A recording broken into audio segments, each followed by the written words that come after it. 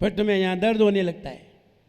फिर तुम क्या करते हो, फिर थोड़ा सा भोजन डालते हैं, फिर वे भोजन खाने में लग जाते हैं, तुम्हारे मसूड़ों को छोड़ देते हैं। तुम समझते हो गुटखा खाने से आराम मिला। अब तुमसे बड़ा बेवकूफ़ कौन मिलेगा। तुम्हें यही नहीं मालूम कि हम नहीं खाते, कीड़ों को खिलाते हैं, और वो कीड़े हमारे दांत में लगे हुए हैं, और जब तक वे कीड़े लगे रहेंगे तब तक तुम्हारे मसूड़ों को वो काटते ही रहेंगे। इसलिए सबसे पहले अगर तुम्हें गुटखा छोड़ना है तो अपने दांतों को साफ कराइए, और जैसे ही आपके दांत साफ होंगे वो वायरस हट जाएंगे, कीड़े हट जाएंगे। अब तुम्हारे मसूड़ों को वो काट ही नहीं पाएंगे क्योंकि उनको निकाल दिया। अब तुम गुटखा आराम से छोड़ दोगे। 2-4 दिन तलब लगेगी, थोड़ा सा मन विचलित होगा, और 2-4 दिन तुम कड़क बने रहो तो 5वें दिन तो गुटखा पलायन कर जाएगा। ये तरीका है। और दांत साफ किए नहीं है और तुम हमसे नियम ले जाओगे कि गुटखा नहीं खाएंगे, तुम 2-3 दिन बाद फिर खा लोगे।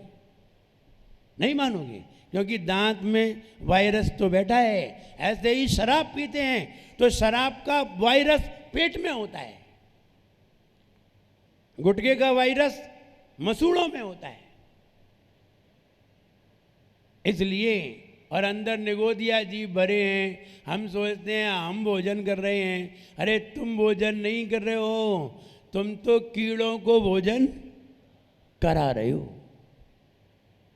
और जिस दिन केवली भगवान ध्यान लगाते हैं, और ध्यान लगाते हैं तो उनके वो अंदर के जो वादर निगोदिया जीव हैं वो ध्यान के द्वारा, शुक्ल ध्यान के द्वारा मृत्यु को प्राप्त हो जाते हैं। और जैसे ही वो मृत्यु को प्राप्त होते हैं, अब ना भोजन करने की ज़रूरत है, ना पानी पीने की ज़रूरत है, क्योंकि पेट में बादर निगोदिया जीव है ही नहीं।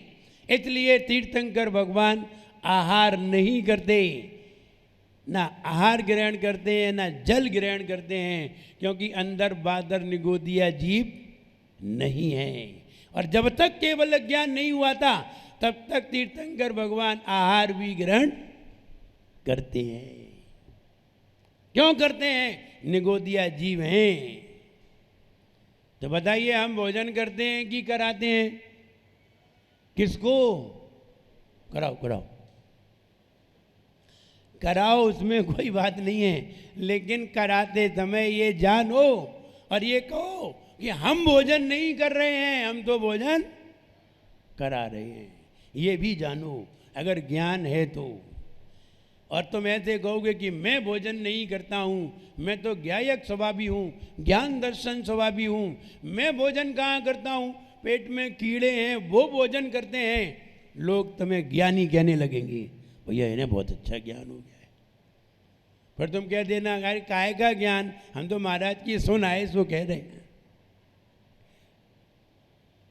तो हम ज्ञानी कहलाएंगे क्योंकि वो व्यक्ति ज्ञानी है जो भेद विज्ञान जानते हैं, जो सही जानते हैं वे ज्ञानी कहलाते हैं। और जो जानते नहीं है वे दिन भर यही कहते रहते, मैं खाता हूँ, मैं खा रहा हूँ।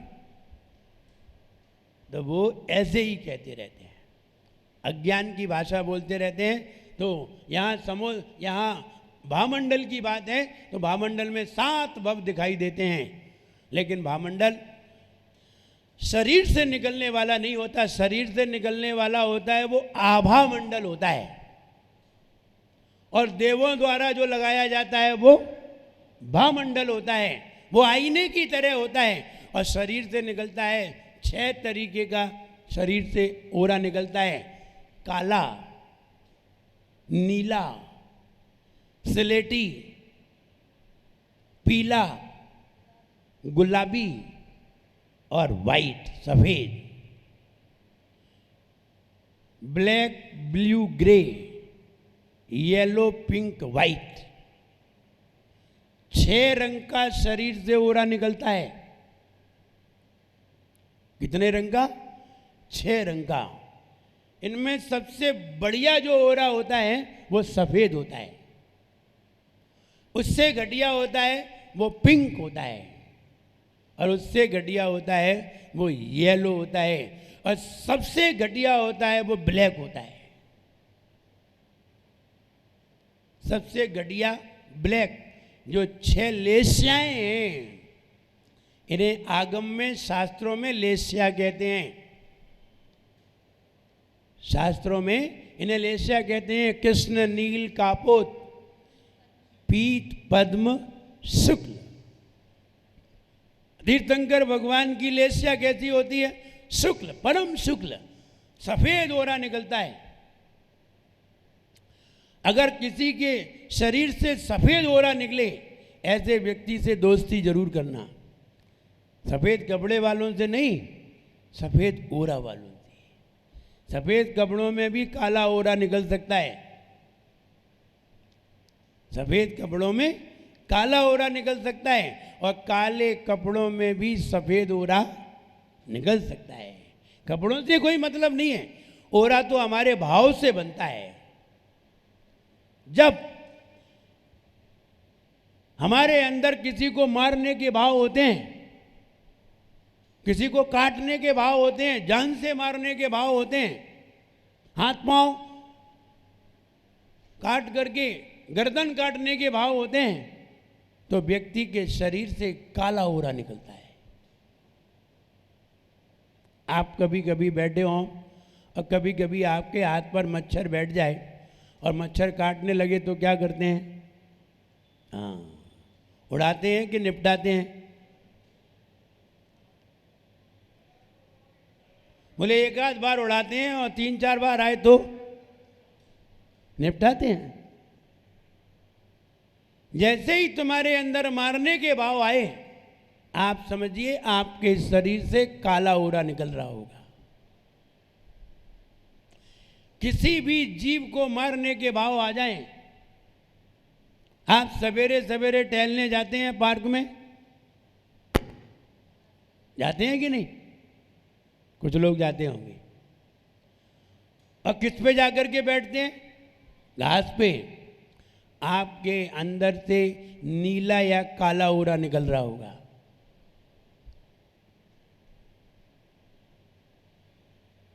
नीला या काला, दो में से एक निकलेगा।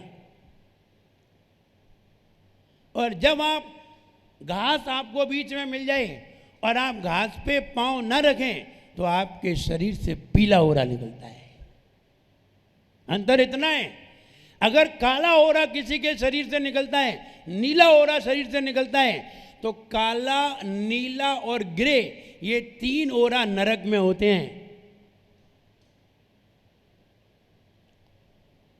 ब्लैक, ब्लू और ग्रे, 3 ओरा कहाँ होते हैं?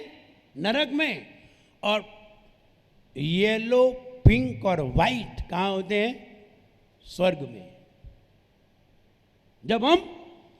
जब हम काला, नीला, ग्रे ओरा बनाते हैं, हमारे अंदर बनता है, तो हमें नरक गति का बंध होता है। इसलिए घास पे चल के आप आनंद मत बनाओ।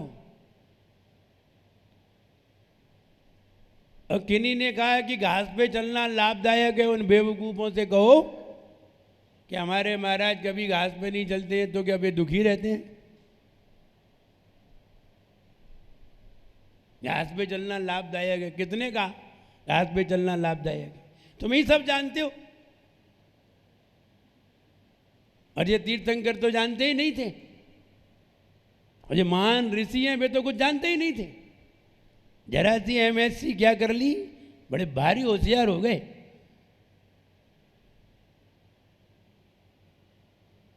और एडवाइस देते हैं कि घास पे चलना चाहिए,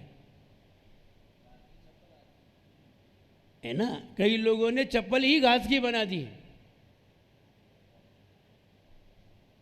अगर बेवकूफ़ों से पूछो, क्या चप्पल घास की, चप्पल प्लास्टिक की होगी? बोले घास पे चलने से आराम मिलेगा। घास पे चलने से आराम नहीं मिलेगा, नंगे पैर चलने से आराम मिलेगा। आप सवेरे उठ करके घूमिए, दौड़ लगाइए, देखो आराम मिलता है कि नहीं। लेकिन जो आलसी होते हैं वे कहीं घास पे चलेंगे या घास की चप्पल बना के घर में ही घूमेंगे। आदमी होशियार तो बहुत है, घास नहीं है तो क्या घास की चप्पल ही बना ली है। हमने देखा अपनी जी चप्पल कैसी है, इस पर घास कैसी लगी है, बोले चप्पल ही ऐसी है। तो आदमी कुछ भी कर सकता है। तो ये कहें 6 तरीके के ओरे होते हैं, 6 तरीके की लेस्याएँ होती हैं। तो जब हम किसी को मारने के भाव बनाते हैं तब हमारे अंदर काला ओरा बनता है, और जब हम उसे घायल करने के भाव बनाते हैं, हाथ पैर उंगली काटने के भाव बनाते हैं, तो नीला ओरा होता है। और जब हमारे अंदर डंडा मारने के भाव होते हैं तो हमारे अंदर ग्रे कलर का ओरा बनता है। और जब हमारे मारने के भाव नहीं होते, प्रेम करने के भाव होते हैं, तो हमारे शरीर से पीला ओरा बनता है। और जब हम उससे दोस्ती करते हैं, मारने के भाव नहीं हो रहे हैं, उससे प्रेम करते हैं, बल्कि उसके पास बैठते हैं, बुलाते हैं, प्रेम करते हैं, वात्सल्य भाव करते हैं, तो पिंक कलर का होता है। जब हम राग द्वेष से रहित होकर के समता भाव में पहुंचते हैं तो वाइट ओरा बनता है। इसलिए 6 तरीके के आभा मंडल होते हैं शरीर के, और 6 तरीके के विचार हैं। आप कभी मंदिर गए हो, आपने मंदिर में कभी देखा हो एक वृक्ष बना होता है और वृक्ष पे फल लगे होते हैं, और एक व्यक्ति वृक्ष को ही नीचे से काट रहा होता है, एक व्यक्ति पेड़ पे चढ़ करके फल तोड़ रहा होता है, एक व्यक्ति डगाल को ही तोड़ रहा होता है, एक व्यक्ति नीचे पड़े हुए फलों को उठा करके खा रहा होता है। सब अलग अलग लक्षण बताते हैं। एक वो व्यक्ति है जो फल के लिए पेड़ को ही काटना चाहता है, एक वो व्यक्ति है जो व्यक्ति जिस पे आम का गुच्छा लगा है तो पूरी शाखा को काटना चाह रहा है, एक व्यक्ति वो है जो उसी डगाल को काटना चाह रहा है, एक व्यक्ति वो है उसके गुच्छा को काटना चाह रहा है, एक व्यक्ति वो है सिर्फ आम को ही खींच करके तोड़ रहा है, और एक व्यक्ति वो है जो किसी को भी नहीं तोड़ रहा है, जो पड़े हैं जमीन पे उन्हें ही उठा के खा रहा है। ये 6 लेस्या के प्रतीक हैं। जैसे भाव हैं वैसी ही क्रिया दिखाई जा रही है। तो व्यक्ति अगर इन भावों में रहता है, साधु हैं, साधु तो पीत पद्म शुक्ल लेस्या में विराजित रहते हैं, दूसरे के कल्याण की बात कहते हैं और अपना ध्यान करते हैं, अपना कल्याण करते हैं। कभी भी ऐसी बात नहीं कहते कि किसी को पीड़ा हो, और किसी को भी पीड़ा हो तो साधु को पीड़ा हो जाती है। हमारे मुंह से ऐसे शब्द क्यों निकले जिससे कि सामने वाले को पीड़ा हुई, तो उसे ही दुख हो जाता है। ये पीतलेस्या में पहुंच जाता है। जब दुख व्यक्त करता है तो पीतलेस्या में पहुंच जाता है, और जब किसी से कोई ऐसी बात कह दे जिससे पीड़ा हो तो व्यक्ति नरक वाली लेस्या में पहुंच जाता है। इसका मतलब है ये व्यक्ति भावों से तो नारकी है, क्योंकि भाव में तो नरक के भाव आ ही गए। अगर तुम्हारा ओरा काला, नीला, ग्रे बनता है तो तुम्हारे भाव में नरक जैसे विचार हैं। इसलिए यहाँ 6 लेस्याओं के बारे में बताया है, और ये बताया है ये भावमंडल देवों के द्वारा लगाया जाता है, और आभा मंडल हम खुद अपने भावों से बनाते हैं। और सिद्ध भगवान हैं, ये इनका आभा मंडल इसलिए नहीं बनता है क्योंकि इनका शरीर नहीं होता और इनके अंदर ऐसे भाव होते ही नहीं हैं, इसलिए इनका कोई भी आभा मंडल नहीं बनता। ना भावमंडल लगता है, ना आभा मंडल बनता है, कुछ नहीं बनता। ये तो आत्म स्वरूपी रहते हैं, निराकार रूपी रहते हैं और निर्विकार रूपी रहते हैं, अमूर्तिक होते हैं। इनकी आत्मा के प्रदेश तो इन आँखों से दिखाई भी नहीं देते हैं, इसलिए इनका कोई आभा मंडल नहीं होता। आभा मंडल उन्हीं का होता है जिनका शरीर होता है, और भावमंडल उनका होता है जिन्हें केवल ज्ञान प्राप्त होता है। यहाँ भावमंडल की बात आई है। भगवान के पीछे जो भावमंडल बना हुआ है, आचार्य महाराज उस भावमंडल की स्तुति करके बता रहे हैं। छत्र चमर भावमंडल भारी ये तुम प्रातिहार मन हारी, ये मन को हरण करने वाले प्रातिहार हैं। अपने घर पर भी एक आभा मंडल रखा होगा, घर पे नहीं है भामंडल? नहीं है, रख लेना। ये बाजार से ले आओ बड़ा भामंडल, बड़े बड़े भामंडल आते हैं 50-50 हज़ार रुपये के आते हैं, और अपने पलंग पे पीछे लगा लिया, बैठ गए, क्या जा रहा है। कई लोग पलंग भी ऐसे ही बनाते, गोल बना लेते हैं पीछे, हाँ, जैसे तुम ही तीर्थंकर हो, तो बना तो ऐसे लेते हैं जैसे कि हम ही भगवान हो, लक्षण एक भी नहीं है। तो इसलिए अपने हाथ से लगा लिया तो क्या हुआ? अरे तुम्हारे ऊपर कोई लगाए तब है तारीफ, और वो भी देव लगाए।